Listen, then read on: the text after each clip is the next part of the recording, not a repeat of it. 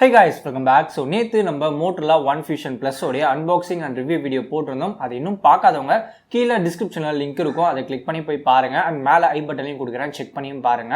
So இன்னைக்கு வீடியோவில் நம்ம என்ன பார்க்க போறோம்னா, விவோ தரப்புல இருந்து ஒரு நியூ மொபைல் வந்து லான்ச் பண்ணியிருந்தாங்க, VIVO Y30. ஸோ இது பார்த்தீங்கன்னா ஜூலை 2ஆம் தேதி, அதாவது முன்னாடி வந்து லான்ச் பண்ணியிருந்தாங்க. அண்ட் இந்த மொபைலோடைய ஃபர்ஸ்ட் செல் நேற்று நைட்டு 8 o'clock வந்து ஸ்டார்ட் ஆச்சு. இப்போ வந்து செல்ல தான் இருக்கு.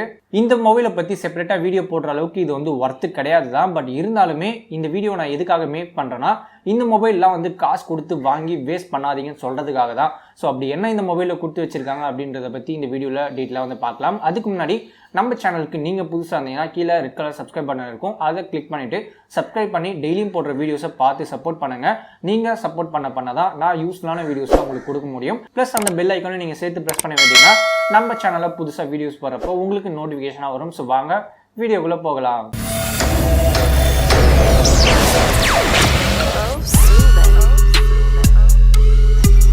இந்த விவோ Y30 ஒர்த்துலன்னு சொல்ற அளவுக்கு அப்படி என்னத்தை இந்த மொபைலை கொடுத்து வச்சிருக்காங்கன்ற ஸ்பெசிஃபிகேஷனை ஒன் பை ஒன்னா ஃபர்ஸ்ட் பார்க்கலாம். ஸோ இதை பார்த்தாலே உங்களுக்கே தெரிஞ்சிடும் இந்த மொபைல் தேருமா தேராதான்றது. டிஸ்பிளே சைடு வந்தீங்கன்னா 6.47 இன்ச்சில் HD+ டிஸ்பிளே தான் வந்து கொடுத்துருக்காங்க, 720 பிக்சலில். ஆஸ்பெக்ட் ரேஷியோன்னு பார்த்தீங்கன்னா 19:5:9. பஞ்சோல் டைப்பில் செல்ஃபி கேமரா இருக்கு. தென் டிஸ்பிளே டைப்னு பார்க்குறப்ப IPS LCD டிஸ்பிளே தான் வந்து கொடுத்துருக்காங்க.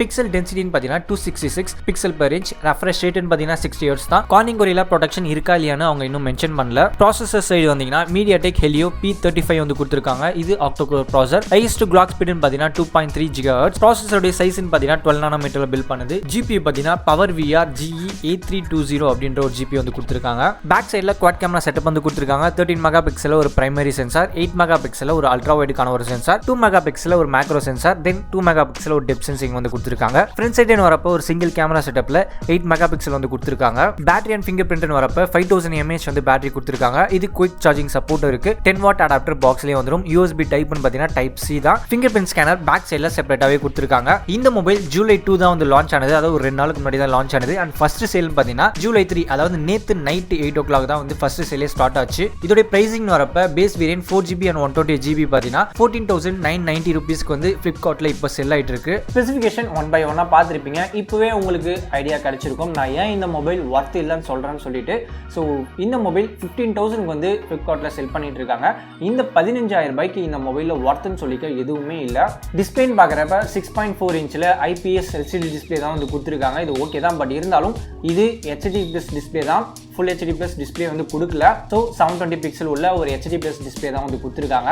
15,000 ரூபாய்க்கு யார் HD+ டிஸ்பிளே தான் வந்து வாங்கி யூஸ் பண்ணுவான்றது எனக்கு தெரியல. இந்த 15,000 ரூபாய்க்கு மற்ற மொபைல்ஸ்லாம் உங்களுக்கு ஃபுல் HD+ டிஸ்பிளே வந்து தராங்க. அது மட்டும் நம்ம ரெஃப்ரெஷ் ரேட்லாம் 90 Hz 120 Hz வரைக்கும் வந்து கொடுத்துட்டு இருக்காங்க. பட் 15,000 ரூபாய் கொடுத்து ஒரு HD+ டிஸ்பிளே இருக்கக்கூடிய ஒரு மொபைலை வந்து யார் வாங்குவான்றது சத்தியமா எனக்கு தெரியல. விவோ எதுக்காக இந்த பிரைஸ் பாயிண்ட்ல ஒரு HD+ டிஸ்பிளே இருக்கக்கூடிய ஒரு மொபைலை லான்ச் பண்ணாங்கன்றதும் இன்னும் தெரியல. ஸோ இங்கே தெரிஞ்சு போச்சு டிஸ்பிளே மொக்க தான். ஸோ அட்லீஸ்ட் ப்ராசஸர் பார்க்கும்போது நல்லா கொடுத்துருக்காங்களான்னு பார்த்தீங்கன்னா அங்கேயும் வந்து சொதப்பி வச்சிருக்காங்க. MediaTek Helio P35 ஒரு சிப்செட் வந்து கொடுத்து வச்சிருக்காங்க.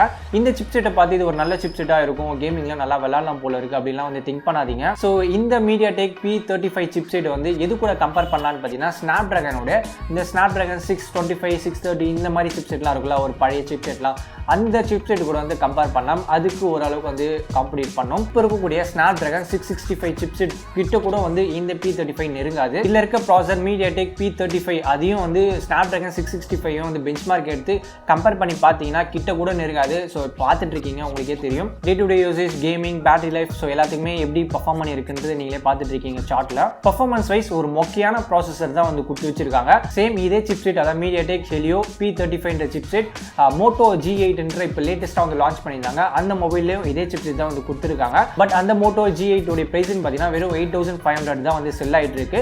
ஸோ அந்த பிரைஸ் ரேஞ்சுக்கு அந்த ப்ராசஸர் ஓகே. பட் அந்த 8,000 ரூபாயில கொடுத்திருந்த ப்ராசஸர் எடுத்துட்டு வந்து ஒரு 15,000 ரூபாய் செக்மெண்ட்ல கொடுத்துட்டு விவோ ஒரு நியூ மாடல் லான்ச் பண்றாங்க. இது எந்த விதத்துல நியாயம்ன்றது தெரியல. பிளஸ் எந்த தைரியத்துல விவோ இந்த மாதிரியான மொபைல்லாம் வந்து லான்ச் பண்றாங்கன்னு தெரியல. ஸோ எப்படி விட்டாங்கன்னா அது வாங்குறதுக்குன்னு ஒரு கூட்டம் கண்டிப்பா இருக்கும் அப்படின்னு நினைச்சு விடுறாங்களான்னு தெரியல. பேட்டரி சைடு பார்த்தீங்கன்னா கொஞ்சம் நல்லா வந்து கொடுத்துருக்காங்க. ஒரு 5000 mAh பேட்டரி கொடுத்துருக்காங்க. கொடுத்துருக்காங்க. பட் இதை சார்ஜ் பண்ணுறதுக்கு 10 வாட் அடாப்டர் தான் வந்து கொடுத்துருக்காங்க.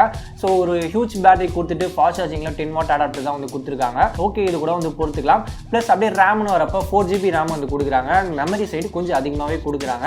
128GB வரைக்கும் உங்களுக்கு இன்டெல் மெமரி கிடைக்குது. ஸோ இந்த விஷயத்தில் மட்டும் இந்த மொபைலை பொறுத்த வரைக்கும் கொஞ்சம் காம்ப்ரமைஸ் ஆகிற மாதிரி இருக்குது. அப்படி கேமரா சைடு வந்தீங்கன்னா பேக் சைடில் குவாட் கேமரா செட்டப் வந்து கொடுத்து வச்சிருக்காங்க. நாங்களும் குவாட் கேமரா செட்டப்லாம் கொடுப்போம் அப்படின்னு சொல்லி கொடுத்து வச்ச மாதிரியே இருக்குது. பேக் சைடில் 13 மெகா பிக்சல் ஒரு பிரைமரி சென்சார் வந்து கொடுத்துருக்காங்க.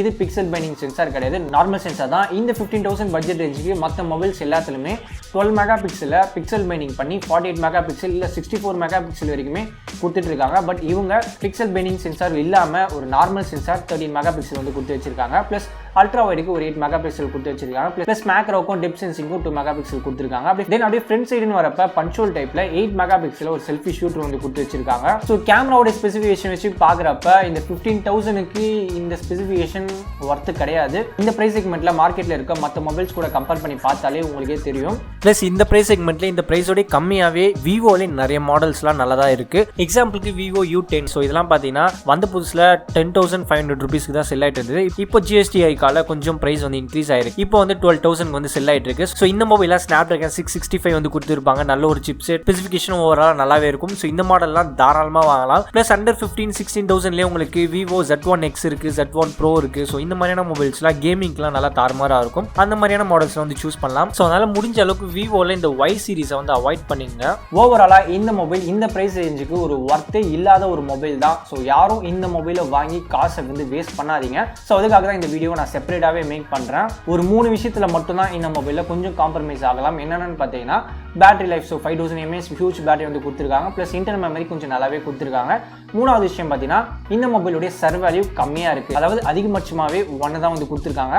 ஸோ சர்வ் வேல்யூ ரொம்பவே கம்மி தான். இந்த 3 விஷயத்தை பார்க்குறப்ப மட்டும் கொஞ்சம் காம்ப்ரமைஸ் ஆகிற மாதிரி இருக்கும். பட் இருந்தாலுமே பிரைசிங் பார்க்குறப்ப ஒர்த்தே இல்லை தான். அண்ட் இதை தாண்டி இந்த மொபைல் யாரெல்லாம் வாங்கலாம்னு பார்த்தீங்கன்னா யங்ஸ்டர்ஸ்க்கு கண்டிப்பாக இந்த மொபைல் செட் ஆகாது. ஒரு ஹெவி யூசேஜ் பண்ணுறவங்களுக்கு, இந்த கேமிங் விளையாடுறவங்களுக்கு, இந்த மாதிரியான பர்சன்ஸ்க்குலாம் இந்த மொபைல் செட் ஆகாது. ஜஸ்ட் எனக்கு ஒரு மொபைல் வேணும், ஃபோன் பேசுவேன், அப்பப்போ ஏதாவது யூடியூப், ஃபேஸ்புக்லாம் நோண்டுவேன், அந்த மாதிரியான பர்சன் மட்டும் இந்த மொபைல் வாங்கி வச்சுக்கலாம். ப்ளஸ் பேட்டரி லைஃப் நல்லா வரணும் அப்படின்னு திங்க் பண்ணுறவங்க இந்த மொபைல் வாங்கலாம். அப்படி இல்லைனா இந்த 40+ ஏஜ் இருக்கவங்க, அதாவது தாத்தா பாட்டிலாம் இருப்பாங்களா வீட்டுக்கு, அவங்களுக்குலாம் இந்த மொபைல் வாங்கி கொடுக்கலாம். சர்வ் வேல்யூ கொஞ்சம் கம்மியாக இருக்கிறதுனால அவங்களுக்குலாம் வந்து நல்லா இருக்கும். மற்றபடி ஹெவி யூசேஜுக்கோ கேமிங்கோ எல்லாத்துக்குமே இந்த மொபைல் வேஸ்ட் தான். இந்த மொபைல் யாராவது வாங்குற மாதிரி ஐடியா வச்சிருந்தீங்கன்னா கொஞ்சம் யோசிச்சு பார்த்துங்க. ஸோ அவ்வளோதான் இந்த வீடியோ. இந்த மொபைலை பற்றி நீங்கள் என்ன நினைக்கிறீங்க, உங்களுடைய ஒப்பீனியன் என்னன்றதை கீழே கமெண்ட்ல லீவ் பண்ணுங்க. ப்ளஸ் இந்த வீடியோவில் பார்த்த இன்ஃபர்மேஷன் எல்லாமே உங்களுக்கு யூஸ்ஃபுல்லாக இருந்திருக்கும் நம்புறேன். முக்கியமாக இன்ட்ரெஸ்டிங்காக இருந்திருக்கும் நம்புறேன். இது மாதிரியான நிறைய யூஸ்ஃபுல் வீடியோஸ், ப்ளஸ் லேட்டஸ்ட்டாக லான்ச் ஆகிற மொபைல் வீடியோஸ், கேஜெட்ஸ், இந்த மாதிரி நிறைய வீடியோஸ்லாம் உங்களுக்கு வேணும்னு நினச்சிங்கன்னா நம்ம சேனல் சப்ஸ்கிரைப் பண்ணிட்டு தொடர்ந்து சப்போர்ட் பண்ணுங்க. அண்ட் இந்த வீடியோவை நீங்கள் பார்க்கறது மட்டும் இல்லாமல் உங்களுடைய ஃப்ரெண்ட்ஸுக்கும் ஷேர் பண்ணி விடுங்க. முக்கியமாக இப்போ புதுசாக நிறைய பேர் வந்து மொபைல் வாங்கலாம்னு யோசிச்சுட்டு இருப்பீங்க. ஸோ அவங்களுக்கு லேட்டஸ்ட்டாக லான்ச் ஆகிற மொபைல்ஸ்லாம் வச்சு பார்த்துட்டு இருப்பீங்க. அதில் இந்த VIVO Y30 கூட வந்து நீங்கள் பார்த்து வச்சிருக்கலாம். அந்த மாதிரியான பர்சன்ஸ் யாராவது இருந்தால் இந்த வீடியோ அவங்களுக்கு ஷேர் பண்ணி விடுங்க. அண்ட் ஃபைனலாக இந்த வீடியோ உங்களுக்கு பிடிச்சிருந்தா லைக் பண்ணுங்கள், ஷேர் பண்ணுங்கள், சப்ஸ்கிரைப் பண்ணுங்கள். தேங்க்ஸ் ஃபார் வாட்சிங். அடுத்த வீடியோவில் பார்க்கலாம்.